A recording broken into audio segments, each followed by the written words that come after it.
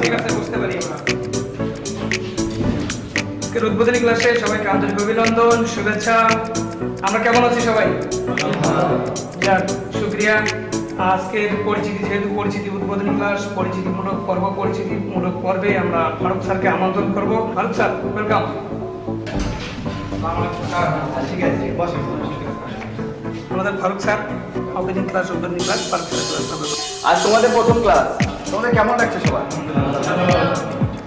Class পরিচয় পর্ব হওয়া যায়। তোমার নামটা ছিল কি? আমার নাম রাজু আহমেদ, ভাষাবাদ। নেক্সট।